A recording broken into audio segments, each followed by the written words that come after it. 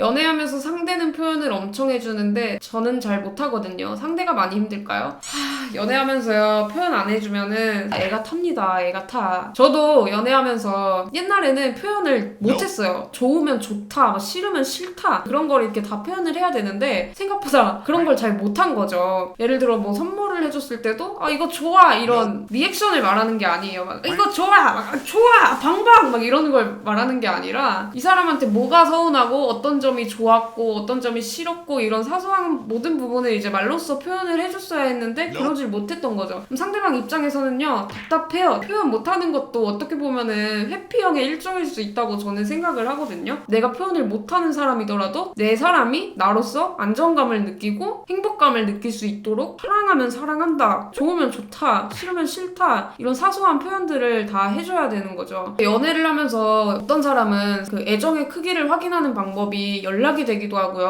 어떤 사람은 만나는 횟수가 되기도 하고요. 선물 뭐 이런 물질적인 게 되기도 하겠죠. 근데 이제 대부분의 사람들은 연애에서 애정의 크기를 느끼는 방법 중에 뭘 가장 많이 포함시키냐면요. 일단은 표현이에요. 표현. 이 사람 입으로 나한테 사랑한다 이렇게 얘기해 주는 게 연애에 있어서 가장 중요한 게 아닐까? 언어가 가진 능력과 힘이 상당한데 얘기를 안 해버리면 그건 나름대로 애가 탈 수밖에 없는 그런 일이 아닌가 생각합니다. 연애하면 어느 정도냐면요. 막 사랑해라고 보냈잖아요. 근데 답장에 나도 이렇게만 오면은 졸라 뭔가 서운해. 사랑해라고 보내면 나도 사랑해 하트 뿅뿅 와야 되는데 뭔가 나도 라고만 오는 것 같아서 막 서운할 때도 있고 그런 것처럼 그런 사소한 것조차도 서운한데 말로써 전달해주는 게 없다면 힘들죠. 말 안 해도 괜찮으려면 엄청 오래 만나는 사이 아니면 힘들 듯. 오래 만나는 사이에도 중요한 게 저는 표현이라고 생각합니다. 표현이 곧 애정이다. 여러분 연애하면요 그냥 옆에 사람한테 칭찬 많이 해주고 그것만으로 그 사람이 굉장히 많은 안정감과 행복을 느낄 거예요. 표현을 못하는 사람이라도 난 원래 그래 라며 바뀔 생각이 없는 사람이 아니라 한 번이라도 더 표현하려고 노력하는 사람이라면 좋을 것 같아요. 연애라는 것은 그런 거죠. 내가 원래 그런 사람이야 라고 비관적으로 생각하고 끝낼 게 아니라 상대방을 위해주는 것? 그게 연애죠. 상대방을 위해주지 않고 배려하지 않으려면 뭐하러 연애를 합니까? 맞춰가는 거죠. 그래서 저는 표현 못하는 사람이랑은 못 만날 것 같아요. 사랑하면 표현하게 돼 있다고 생각하는 사람 중에 하나거든요. 이거는 제 성향이에요. 저는 그런 성향을 가진 사람이기 때문에 애초에 표현을 안 하는 사람은 저랑 성향이 안 맞는 사람이에요. 그런데 표현이 서투른 게 집안 내력이라면 어떡하죠? 그래도 노력을